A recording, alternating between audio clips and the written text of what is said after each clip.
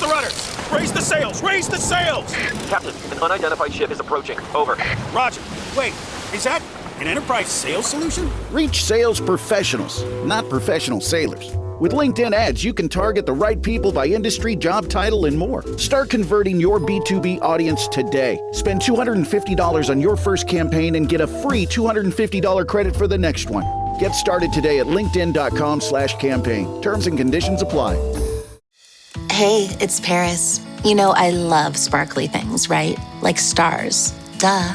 And thanks to Hilton and AutoCamp, I just slept under them.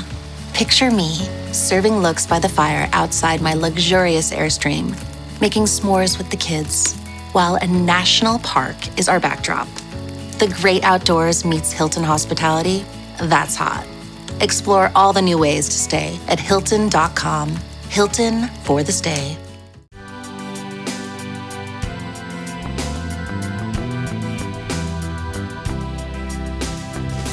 Things that I always think about when I entertain, which is what can be put on the table piping hot, what can be put on the table like warm or room temperature, and what can be put on the table cold. And I think that allows you to successfully put 6 things on a table at the same time without being an absolute mess the last hour before dinner, right? This is Taste. I'm your host, Eliza Barbanel. You may know cookbook author and culinary personality Dan Pelosi as Grossi Pelosi, a self-proclaimed Italian meatball making meatballs. Dan's approachable recipes and warm personality, and his debut book, Let's Eat, have won him lots of fans online and off. And his second cookbook, Let's Party, delivers more comfort and lots of smart, entertaining tips. It's so fun to have Dan on the show to talk about building a brand that still feels personal, actually stress-free, entertaining, and more. Dan Pelosi, this is Taste. Thank you for coming on the podcast.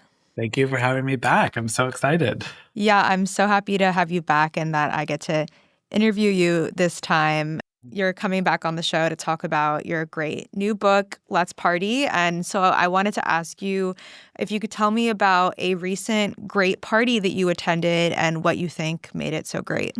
Okay, I probably need to ask permission to talk about my own party. Is that okay? Does it have to be someone else's? You can tell me about it, but you have to tell me some juicy details.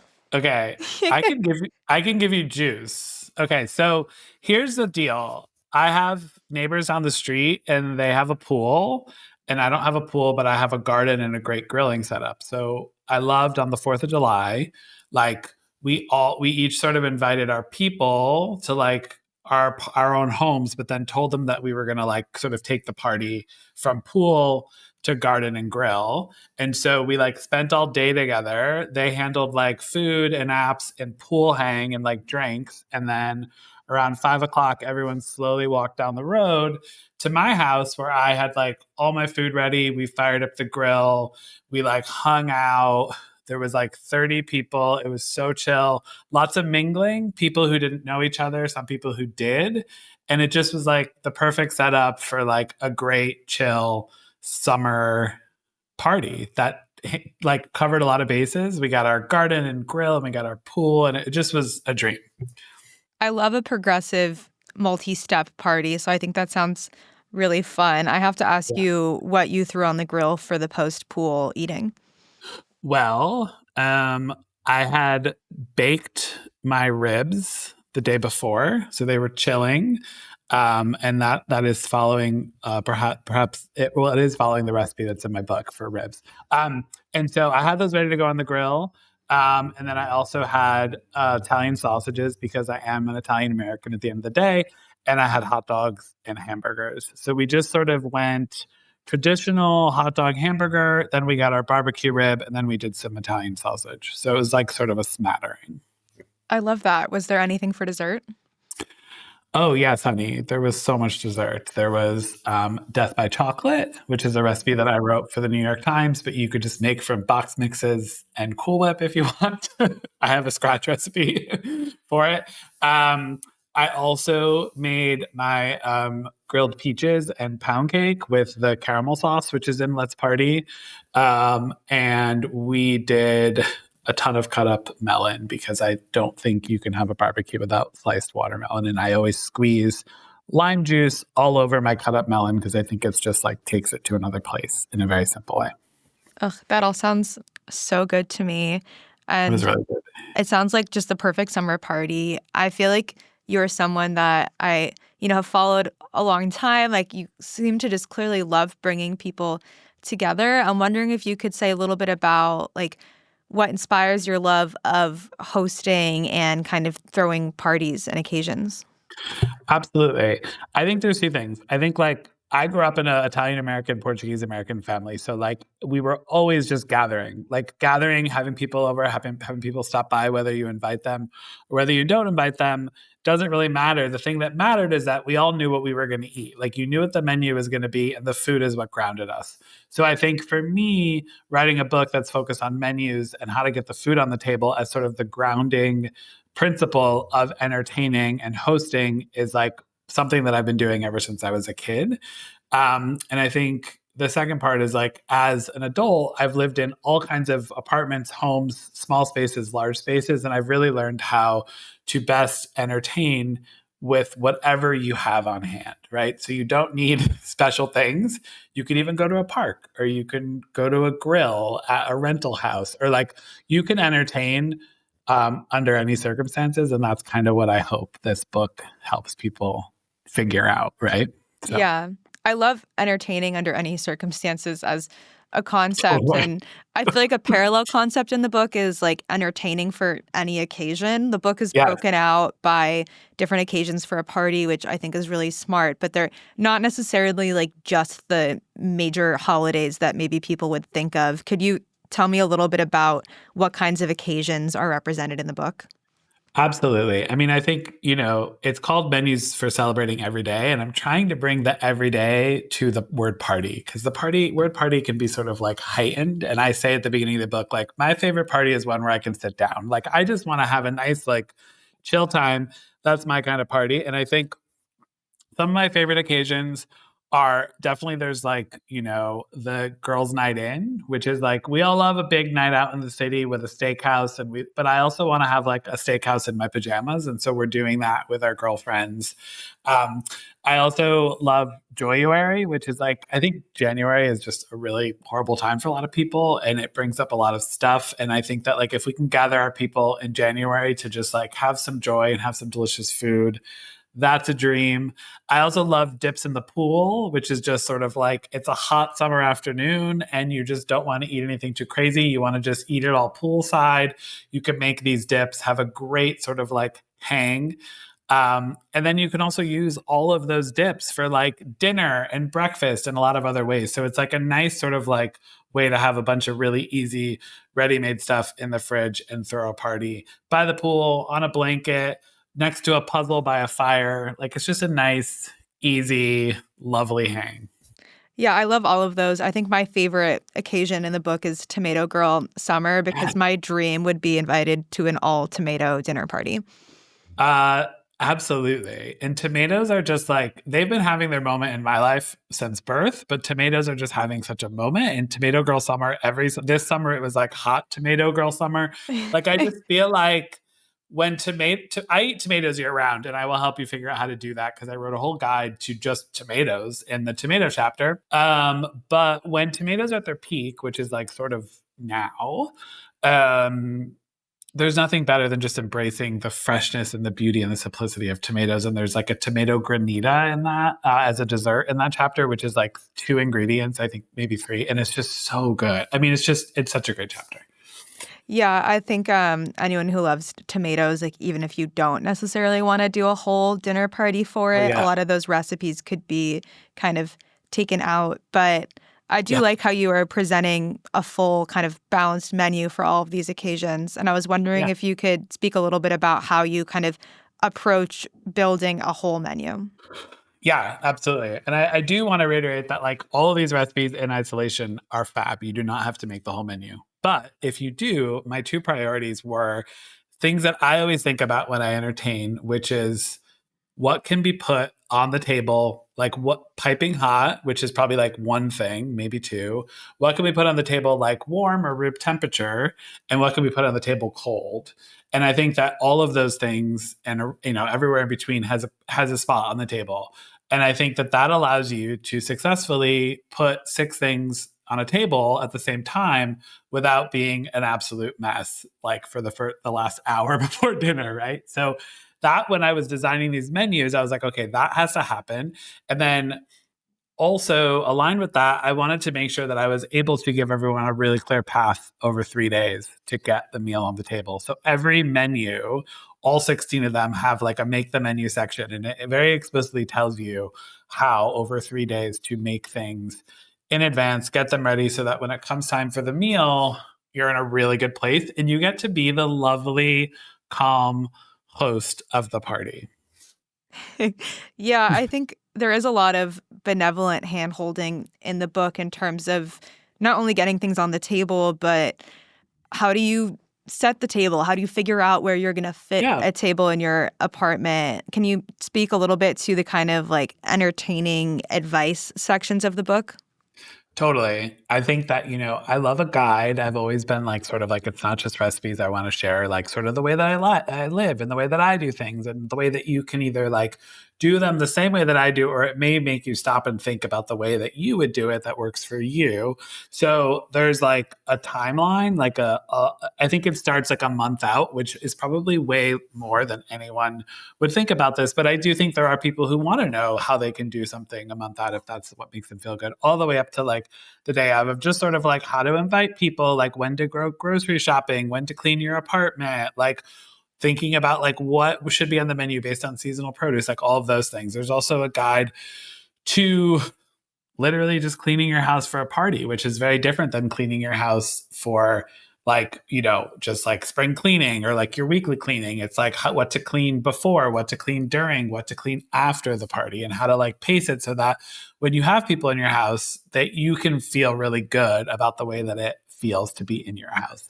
And then I think my favorite guide, which is setting the table, because so much of what I love to do as someone who doesn't have many hobbies beyond collecting items and hosting dinner parties, setting the table, setting the scene, and how you can really do that with anything that you have in your house. You don't need to go out and buy things. And also, how do you handle things like flowers, candles, and also, what are some items you could put on the table that are going to help people have a conversation? Like, what's the like weird sculptural object that you have in your like bedroom that belongs on the table for this party? So that's kind of like the way that I sort of approach it all, and it just makes me so happy. Yeah, I love the setting the table section. Have you seen at like county fairs in the summer, they have table setting competitions? Yes. Oh my God. It's just like, the reason why I love going to dinner parties and the reason why I love when people come to my house is because you get to see like the people's truest selves. Like you're walking into their home. Like when you walk in my front door, like it's a heavy dose. Like it's a very heavy dose of who I am as a person. And that's what I dream of when I come to your house. And whether you can do that on the walls, on the floor, on the ceiling, or just the table setting, or in the words of Sandra Lee, who was my childhood inspiration for this vibe, is tablescape. What's your tablescape? Like it's a great way to set the mood and enhance your gathering. So I just love it. And I encourage people to do it. And not everyone does, but like I think the book is very styled in the way that I would hope that people would feel like throwing a great party would be. So like the chapters are shot or each menu is shot on the same tablecloth with fun little like nods to certain like household items. So it's just like, I don't know, it makes me very happy. Yeah, I think it seemed like the book shoot must have been a fun one because you're basically throwing a little party for every chapter. Yeah. It was so fun. And as much as I am a recipe writer and, all of that, like my background is in design. So like I'm obsessed with color. I'm obsessed with all the props. My prop stylist needs to be the most collaborative person for me on the shoot because I either drive them crazy or they love working with me. And so luckily this prop stylist that I had in the shoot, Randy, was incredible. And we had so much fun. I mean, like we just had the best time styling this book. So yeah, I imagine that the organization for all of the props must have been really something. Oh, we had a deck and it was so detailed. Like, I love making a deck for everything, so it was really fun. Recently in the show, we took a deep dive into the amazing world of Dijon mustard with help from our friends at Mai. Mai brings over 270 years of French craftsmanship to every jar of premium Dijon mustard. Since 1747, Mai has been perfecting the art of flavor, transforming everything from simple sandwiches to gourmet meals. Look for the "Oh my, it's a great talk about Dijon mustard" episode in the This Is Taste podcast feed. Today's episode of This Is Taste is brought to you by Grow Therapy. If you're navigating anxiety, depression, relationship changes, or something else, you deserve care that meets you where you're at. Grow Therapy is designed to help you find a therapist who fits your needs and supports the way you want to feel. Grow makes it easier to find the right therapist for you. They connect you with thousands of independent, licensed therapists across the U.S., offering both virtual and in-person sessions. You can search by insurance, provider specialty, treatment methods, and more to find a therapist who is right for you. Whatever challenges you're facing, Grow Therapy is here to help. Sessions average about $21 with insurance, and some pay as little as $0 depending on their plan. Visit growtherapy.com/taste today to get started. That's growtherapy.com/taste. Availability and coverage vary by state and insurance plan. Yeah, speaking of kind of like the approach and the organization, I want to talk a little bit more about your holiday cookie party because I have watched along on social media for years and it seems like such an incredible occasion. And then this book, you're kind of talking about how other people can throw a holiday cookie party. But to take a step back, like when did you start hosting the holiday cookie party and how do you kind of turn it into the event that it is? Absolutely. I mean, holiday cookies and swaps and trays and tins have been a part of my life for my whole entire life. As an Italian American, it's just something we all do culturally. And then when I moved to New York City, the first year I was living in the West Village and I was living in an apartment and my good friend lived upstairs. And we kind of did a party that was like what I described for 4th of July. She on her fourth floor apartment did like savory food and did like a spread. And on my apartment on the first floor, I did a cookie spread. And at the time, it was just all cookies that I had made, probably like 8 different kinds. And I sort of just laid them out in little rows on the counter. And everyone, you know, she's incredible, but everyone was in my apartment the whole time. And that's fine. And then the next year I moved to Brooklyn and had this like really wonderful apartment that had a 10-foot dining table, which was something I had made because dining tables are clearly a very important part of my life.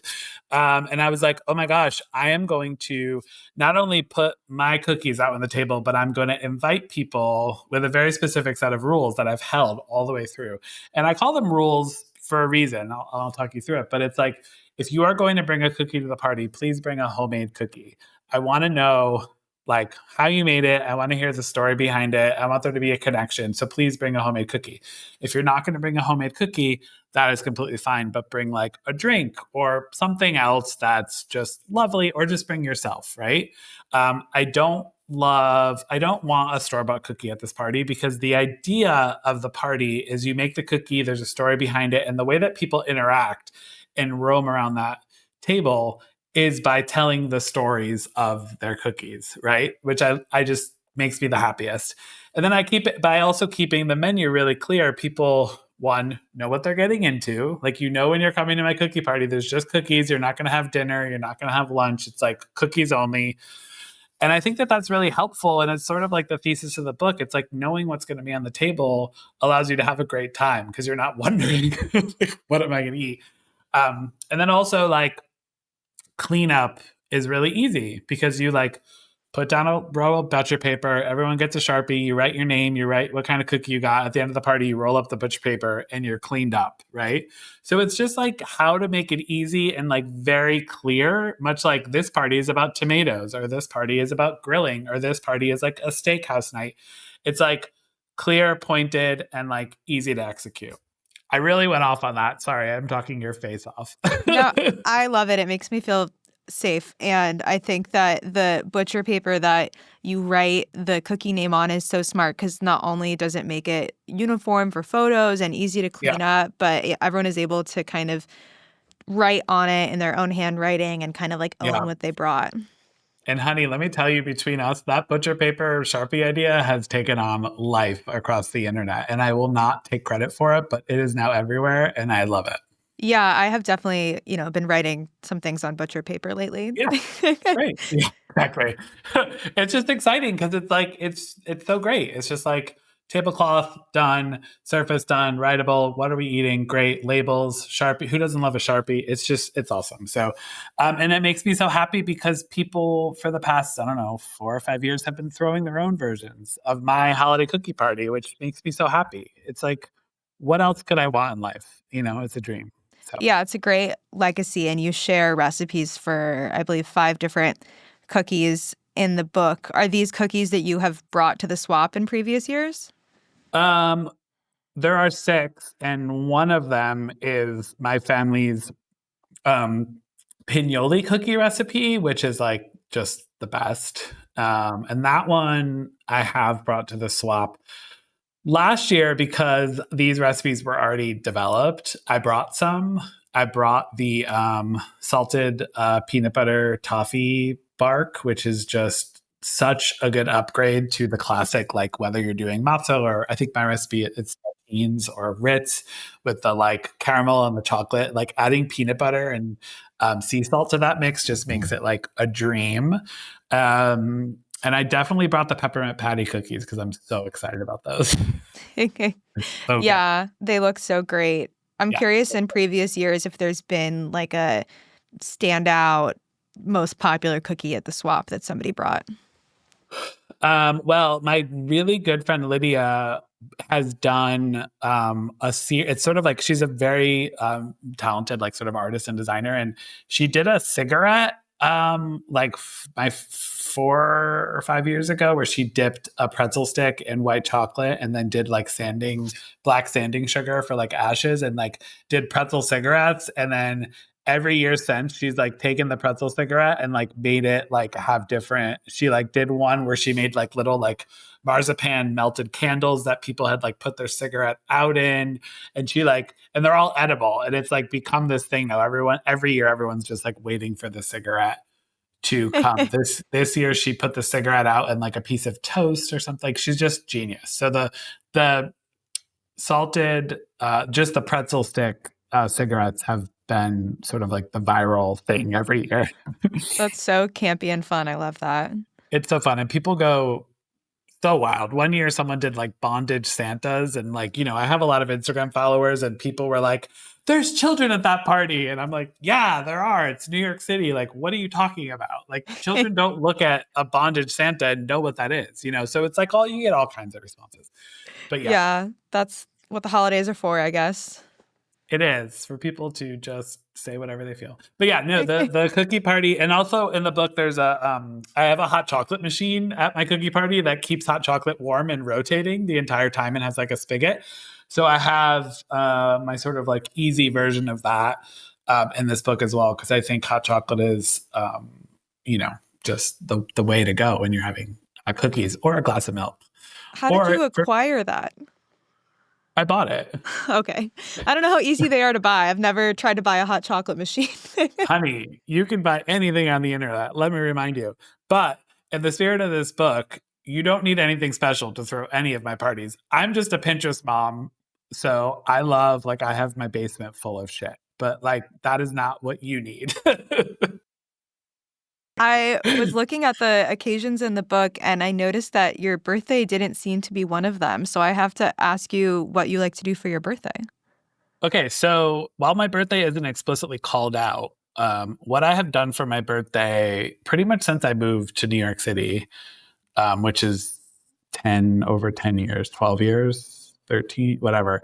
I would spend my birthday on Fire Island in a rental house or P-Town.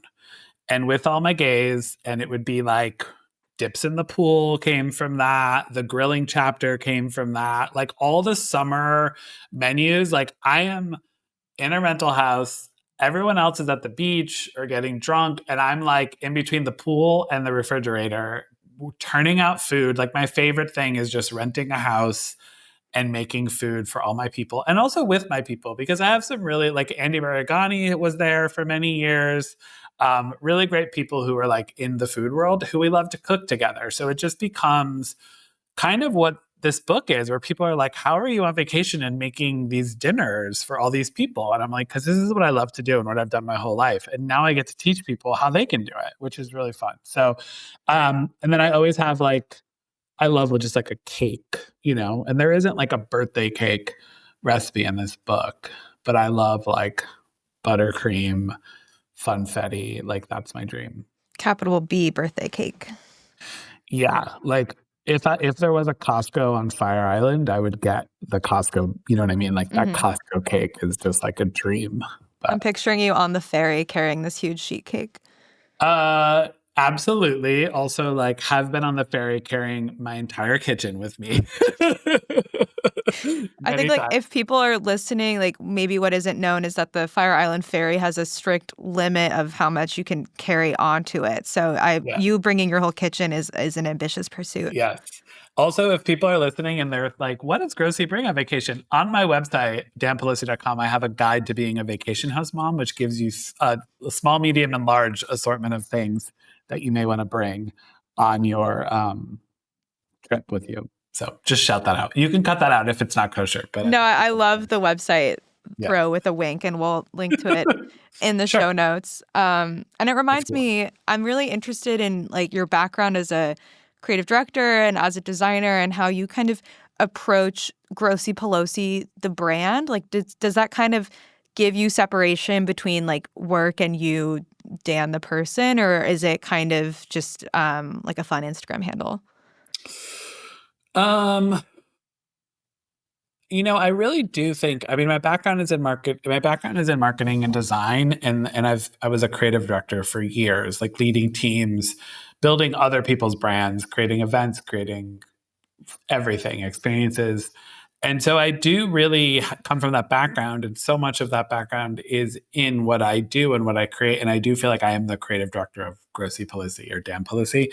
And I don't think that there's separation, because the success of what I do, I hear all the time, is that I am just like a person online who's living my life. And so I share so much.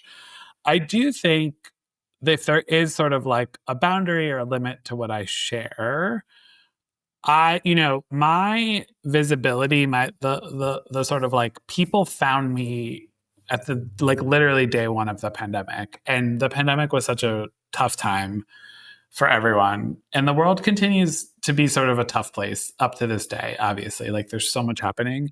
And so I I edit out sort of like anything where I'm just like being an asshole, which like everyone's capable of being an asshole. I try to like express joy and positivity without avoiding what's really happening in the world, but just really like, making my account like a joyful place. And I'm not like, if I go to a restaurant and I don't like the food, I'm not like posting this food sucks. You know what I mean? I just am like not posting it. So there's just like, I just try and keep it like there's, you log on to the internet or Instagram and you're just bombarded with like all these things that are happening. And I'm like, if I could just like be a joyful place for people. So like, if I'm having a bad day, I might sort of allude to it, but I kind of just try to be like, okay, like let's like laugh, live, laugh, love as much as responsibly possible. Does that make sense? Yeah, no, I think it makes a lot of sense. And I think it seems, at least from my side of the screen, that there is a lot of intentionality in what you're building, how you interact with people. I saw that you launched the kind of Grossy World membership community earlier this summer. Yeah. What like drove that idea, and like what does it look like to be a member? Oh my gosh, I'm so glad you asked this. What drove that is like, it's been a long time coming. I have been trying to figure out how to create a space for all of the incredible people that I DM with all the time, who, I'm very lucky because it reinforces that I'm doing something that's legible and clear, but I get a lot of the same questions all day long. And I have a lot of the same conversations. And I've long said, like, I love talking to all these people one-on-one, but I wish the girls could talk to each other and me in the same place. And I've been trying to figure out how to create sort of like an online community that I don't see existing anywhere else. So I created Growthy World, which is a website that I had built. It's not a Substack. It's not someone else's platform.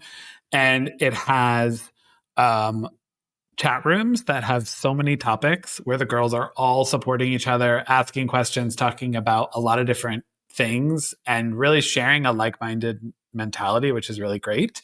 And then also classified. So if you're like, I'm a grocery girl and I just moved to Chicago, like, does anyone need a roommate, or like, where should I buy a car? Like, you can help each other, right? Like, it's like moms supporting moms. Like, how are we all supporting each other? What's like the Facebook group version of like my life, and how can I get my people there? And then there's also like, how do we get dinner on the table? Not in like a 6 to 8 person, let's throw a party, but just like, how do you feed your people? How do you feed yourself and like the people in your house, just like on a Tuesday night? And so I have this like Sunday dinner, which is called the Sunday dinner because like sort of as an Italian American, Sunday dinner was like very like much like the hyped up meal of the week. And it wasn't anything special. It was just like getting your regular food on the table. So I have like a menu that I release every month, which is like a combo of new recipes and existing recipes, and just sort of like a similar strategy to what's in the book. Like, what can you make ahead? Like, what are swaps and subs? Like, how do we make this really easy, but also seasonal and fun?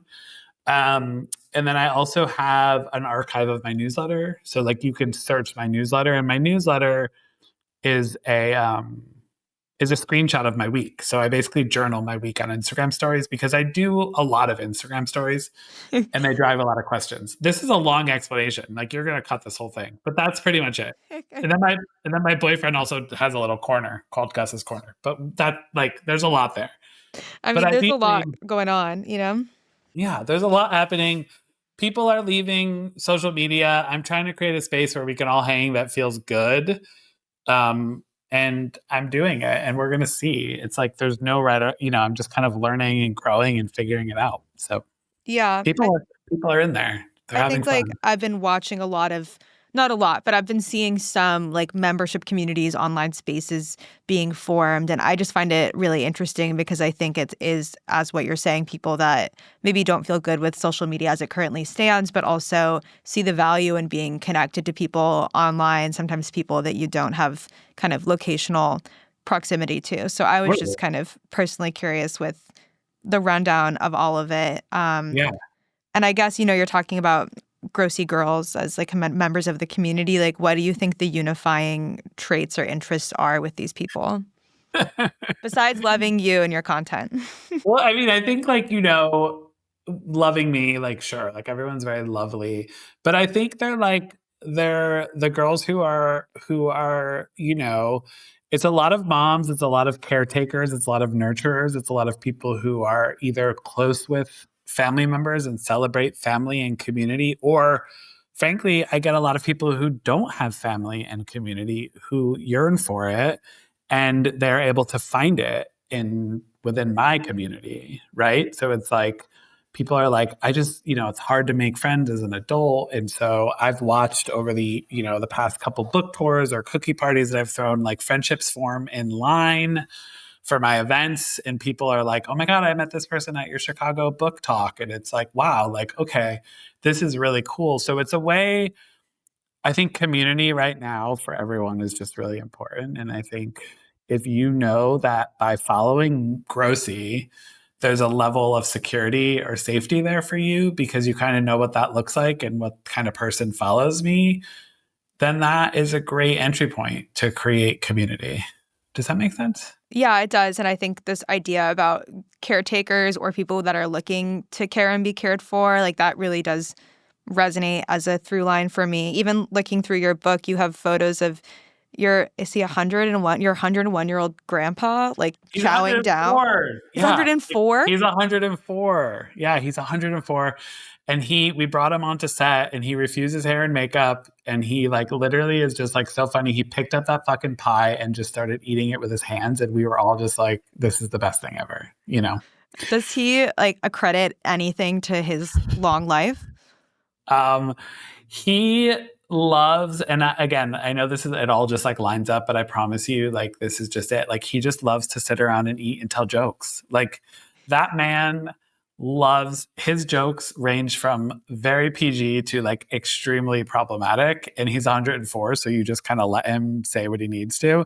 But he is just a good time guy, and he enjoys his people. He enjoys his food.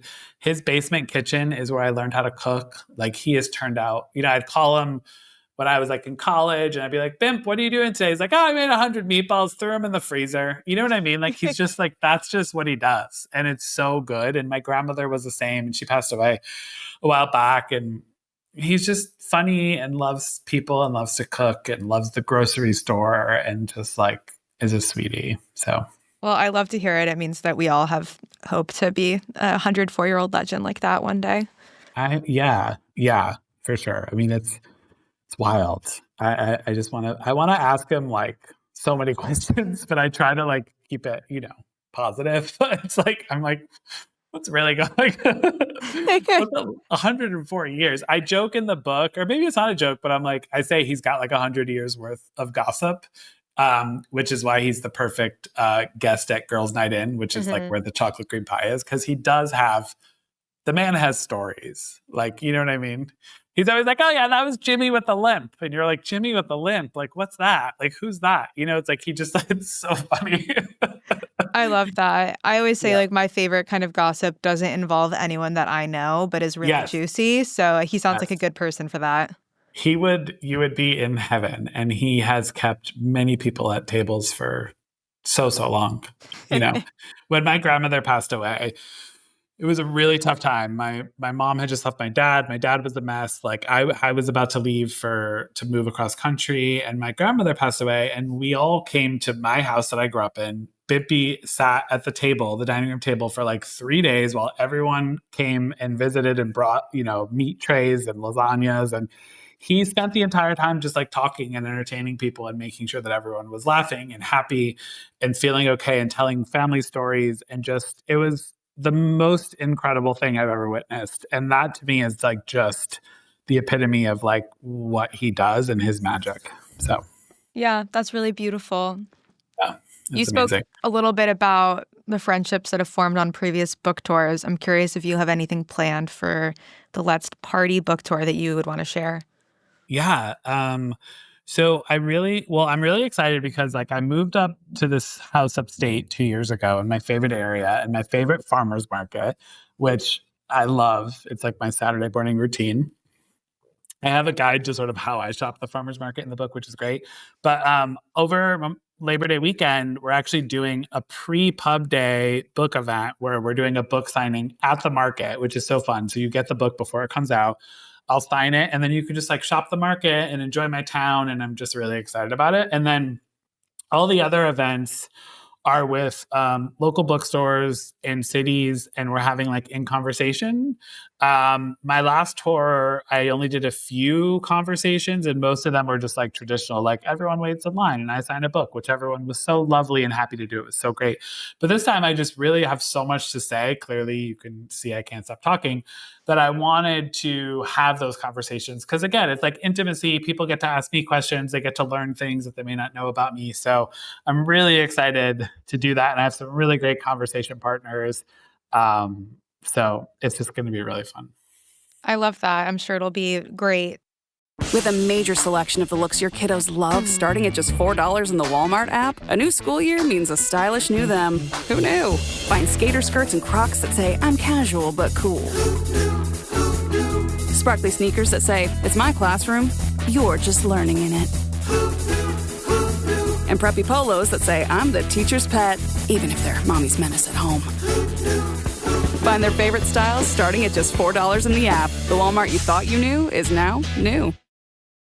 This episode is brought to you by Nespresso and Samra Origins by the Weekend Coffee Collection.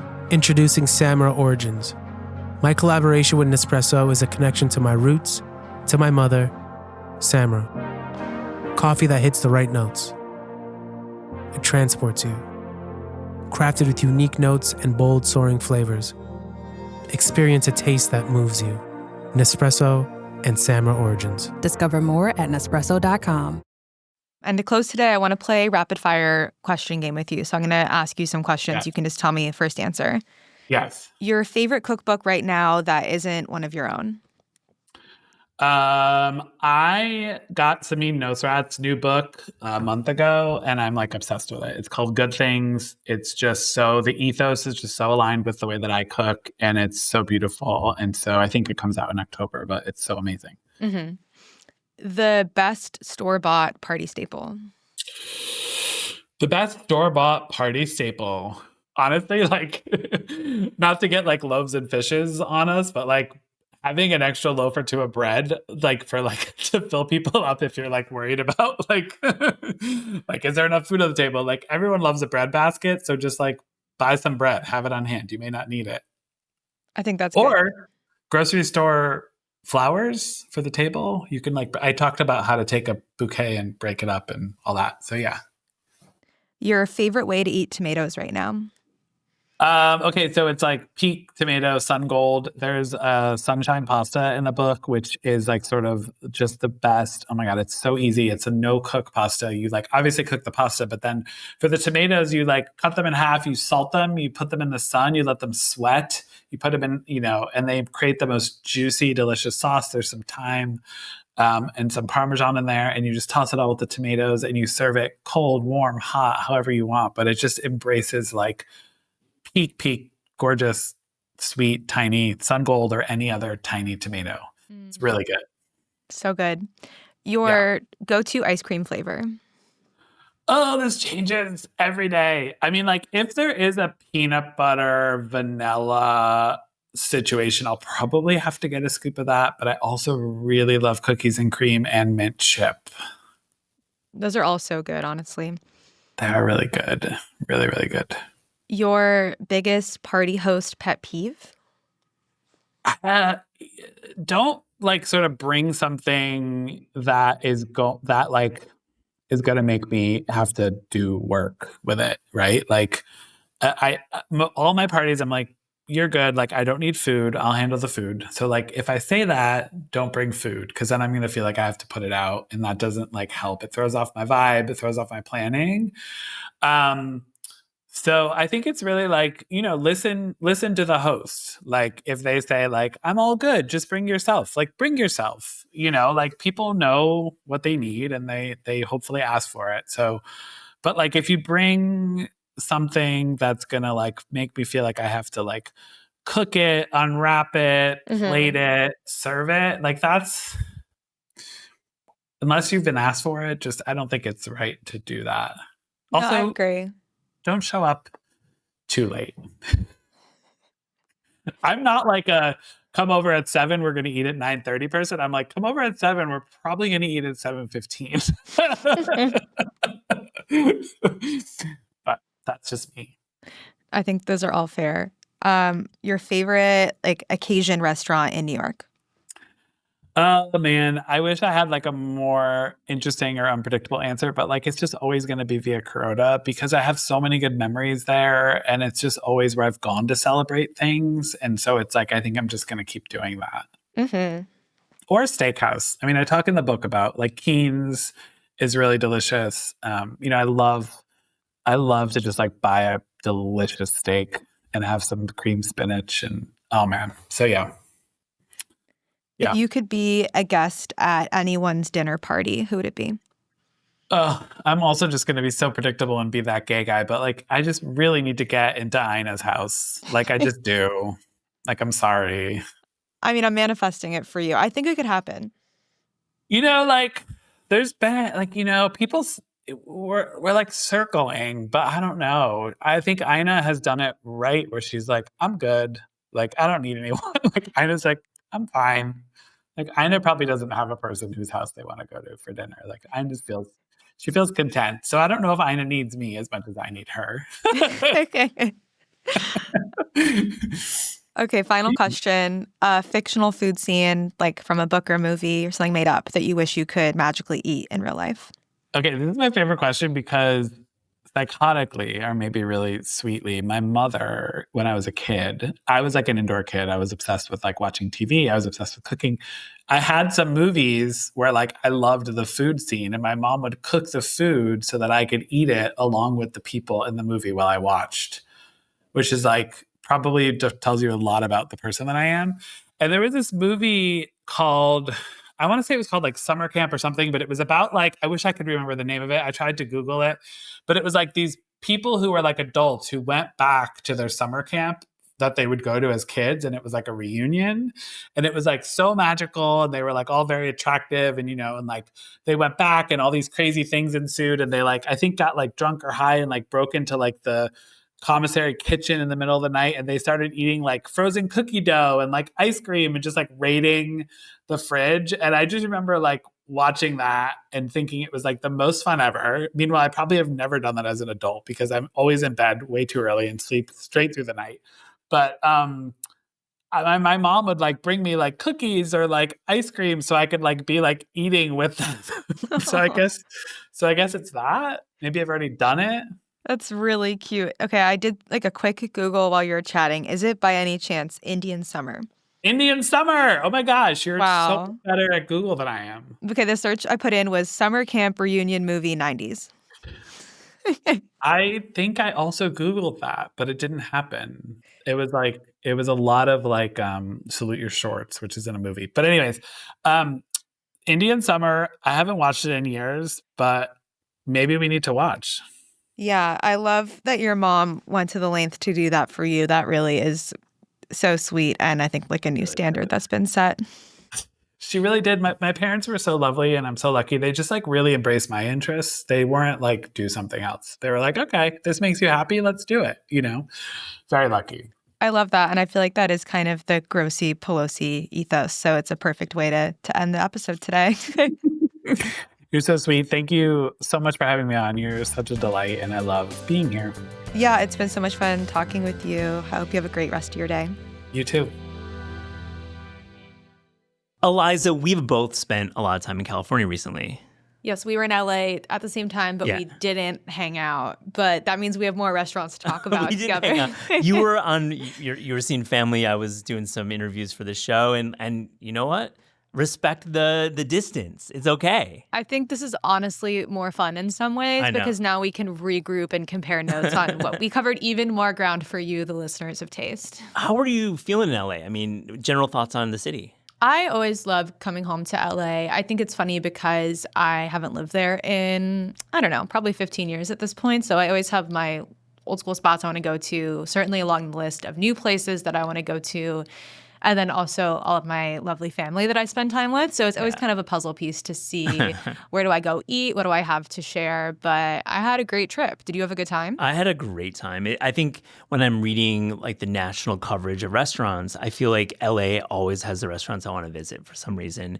I'm just reading great journalism coming out of LA, so that's one thing. But there's just so many cool concepts and ambitious concepts that maybe New York doesn't quite have and that I just want to go to. So I visited a bunch of places. I have 3 I'm going to mention, but do you want to start? Yeah, and I just will say, like, I don't mean to, like, pit LA or New York against each other, but I would say after this trip especially, I found myself rooted in the belief that I think that there is better food in Los Angeles, but I think that there are better restaurants in New York, if that makes sense. It makes perfect sense. It's really, really well articulated because I think I share that opinion with you. I think I come on the show a lot and say, LA is the best food. And it's not as nuanced as you just said. I think that you're totally right. New York City has the country's best restaurants. Definitely per capita, by intensity and by volume, but LA, just the foodways in LA, the culture there, and just like all the expanse and the variety is just, you can't beat that. Yeah, and I do think the places we'll talk about are great restaurants that are also doing great food. So agreed. That's you can great. do it all. Yeah, totally. My favorite meal that I had from this trip was I went to Kuya Lord, which is a restaurant that I've been meaning to go to for a couple years now. It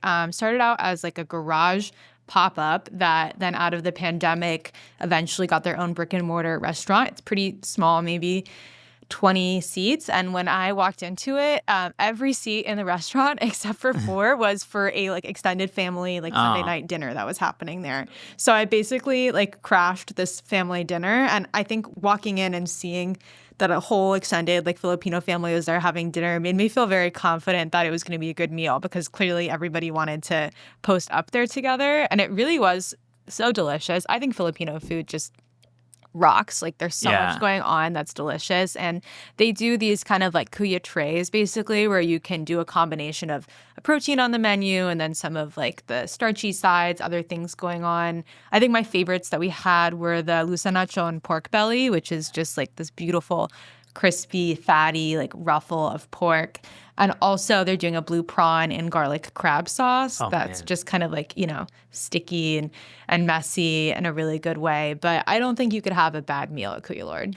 You are making me want to go first back to LA, but second, I want to go to Knox. And Chef Eric's going to be on the show soon. And I agree with you about Filipino food. I just want to eat it all the time. It's some of the best. It was really great. What was your first LA place? Well, my first LA place, I could go in chronological order, I guess. This is definitely the highlight out of many highlights was I finally made to Found Oyster. So I just said oyster. I feel like I can never nail that word. Oyster. Do you want to say the whole thing again? No, I want to keep the take. Well, I haven't been to Found Oyster. I know everybody likes it. Well, you know, it was mentioned all the time on the show, and friends of mine have always said it's the place to go in East Hollywood or even all of LA.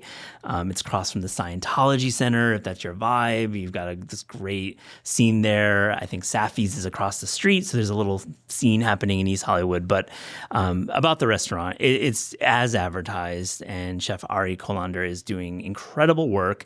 And I saw it right away. You know, he's from South Carolina, and there's this restaurant called 167 Raw in Charleston that I went to about a decade ago, longer, and it's a counter-only oyster bar. And I'm not saying at all that Ari was inspired by this. This is my observation, but I felt right away that we're at a coastal oyster bar, raw bar, and that's hard to do when you're not by the ocean in the same way as the Atlantic. And I think the food super delivered on that promise. I mean, first off, I have to talk about the servers. It's the kitchen staff.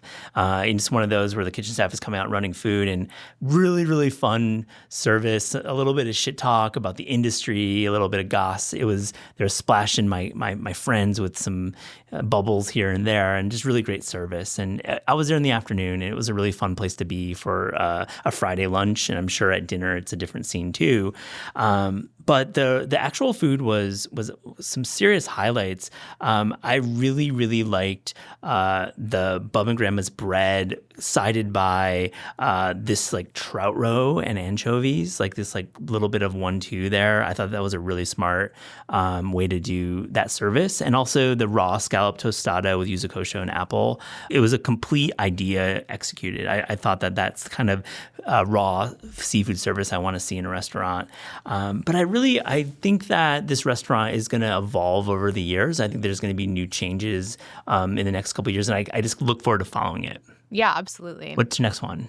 Well, I guess in the spirit of restaurants we've wanted to go to in LA for a while and finally got to, I got to go to Holbox, cool. Which I think is widely said to me as the best restaurant in LA from like people that I know and love, who love to eat Mexican food. Yeah. I had just a really incredible meal there. It does seem to be increasingly popular. There was a line kind of stretching out of the market specifically if you wanted to eat at Holbox. If you wanted to eat at some of the other great vendors, you could just kind of hop in, which my mom was slightly outraged by because she's never had to wait in the line before. But it moved. Your mom is not a lines person. She will do it. I think she just was like, there must be a new article or like something has come out, because it was, on a weekday, pretty early. No. But the line moved fast. Totally worth it. I think the best thing that I had was this smoked kampachi taco.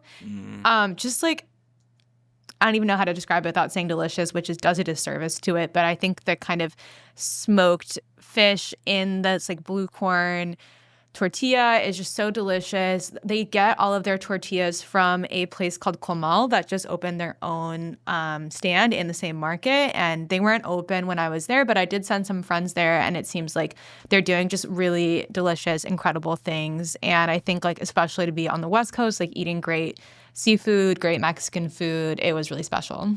Well, we have Gilberto, the chef, on our show soon. So I love that conversation. And also, the evolution of that space over the past decade has been incredible to follow. So I'm so glad you had a great meal there. I'm excited to listen to the episode and hear about how they make it all happen, because they're doing a lot and not a very big kitchen. Exactly. It's incredible. It's like a magic trick every time you go there. And he's doing tasting menus as well for dinner time. And really, he's been in that market for like 20 years, running various businesses. And it's so fun to go down to that market and go to the other stalls too. Yeah, absolutely. What's your next LA spot? Well, my next 2 LA spots are in Santa Monica proper, which, I never really get to go to. And that's your backyard. So I don't know why I don't go there. I think I have an East Side bias perhaps, or a K-Town bias. LA, I could go to any neighborhood. I really enjoy driving around. But the first place in Santa Monica I went to was Muse, which to me was a really intriguing idea. I admittedly was sent a press release from a really kind person working on their team, and I was super unaware of it. And it has a great story. It's on West Channel Road, which is just below the Palisades, really affected by the wildfires. They had to close for several weeks. About 6 months after opening, they lost full water and gas, and they still were able to first serve first responders and second open with literal water tanks outside of their restaurant to do service. This is the restaurant from a really interesting guy who is going to be on the show in the next couple months. His name is Fardad Kayami. He's in his early 20s. He went to USC, and he loves food. I mean, it's like you talk to this guy for 5 minutes, and that's all this guy thinks about is food. Particularly European, Michelin star, really, I would say, polished service style food. And I really like what he's doing here at Muse. I mean, this restaurant is only about a year old, and it's starting to really get its sea legs after all this, all this tumult that's in their world. And I was just happy to be there. A couple of dishes that stood out. There was the saffron risotto with California spot prawns. Amazing. Really, really terrific dish. I really, really enjoyed the pastry too. Vanilla Saint Honoré is from his brother, Nikdad, and what they're doing there is really polished dining. And I think given that they're so young and they've gone through so much, I think that I haven't read a big review from them yet, but I think there's probably going to be something coming. It's called Muse. It's in Santa Monica.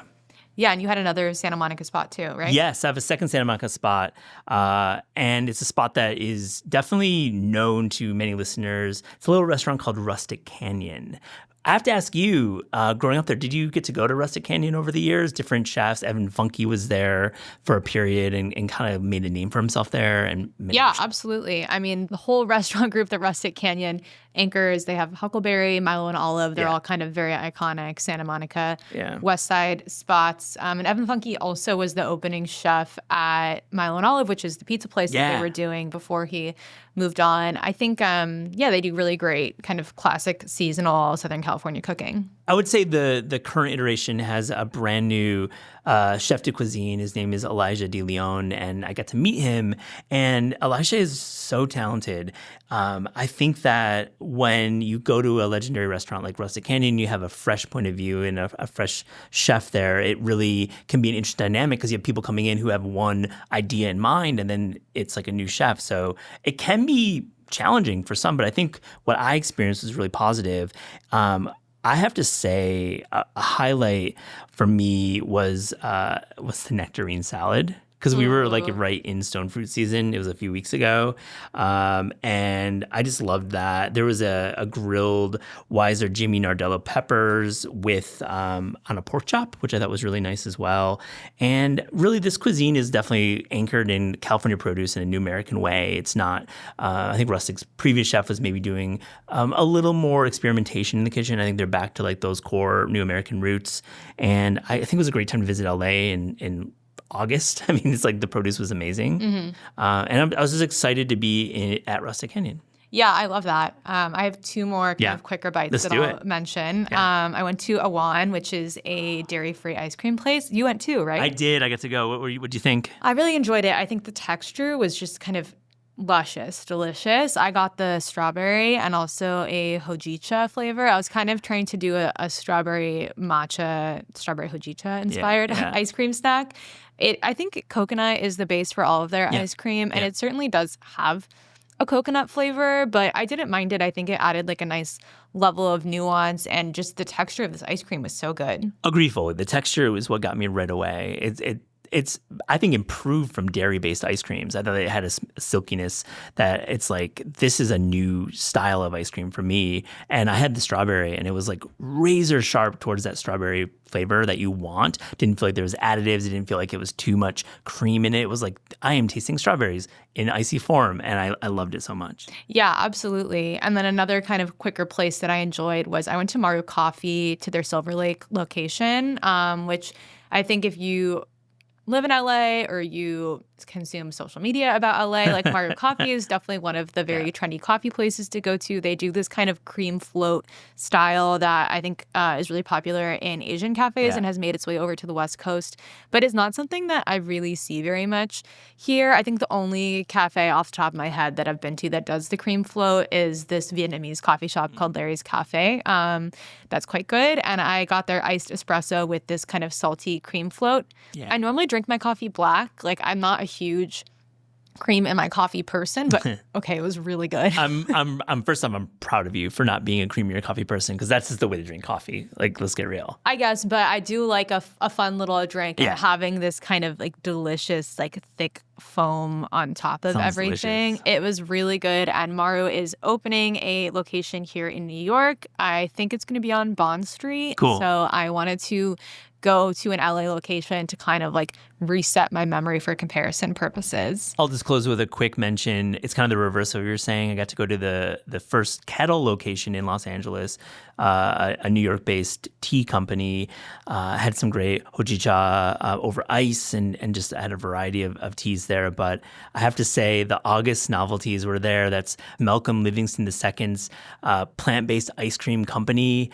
And listeners, if you can get your hands on one of these, it's the most incredible ice cream novelty you're going to have. I loved that. And he was doing a matcha, which I thought was, for matcha ice cream or plant-based ice cream, I haven't had anything better than that. It was so good. That's really cool. I know that like the kettle here in Greenpoint does matcha soft serve in the summer, and it really does feel caffeinated when you're enjoying it. Oh, yes. Which I'm a big fan of. Me too. I guess while we're just gossiping about beverages and different cities, in addition to Maru Coffee opening their own store here in New York, the coffee that's being served at I Cavallini, the new Four Horsemen restaurant, is Maru Coffee. Oh, wow. So when I saw that on the menu, I thought I was being smart. I was like, are you guys involved with opening the New York location? And they said no, they're just friends with the Maru Coffee people. But if you are listening and you want to try Maru Coffee, now they're not doing that cream float, but they have the beans that they're roasting. Oh, I love that. And everything. I think I'll end my LA travels there. Yeah, I think I can't wait to go back. I'm going back in October, actually, for the LA Chef Conference. I'm on a panel there. It's going to be a fun afternoon there. I'm sure you're going to be back too. Yeah, we love LA. Love LA. This is Taste is hosted and produced by Matt Rodbard and me, Eliza Barbanel. The show is edited by lead producer Clayton Gumbert and supervised by Pat Stango, Director of Media Production and Development at Penguin Random House. Thanks to Shalia Harris and the production team at Penguin Random House. Theme music by Steve Rydell, logo and guest illustrations by Ellie Skurzat. Visit Taste online at tastecooking.com and make sure to subscribe to our newsletter to keep updated on all cool things in the world of taste.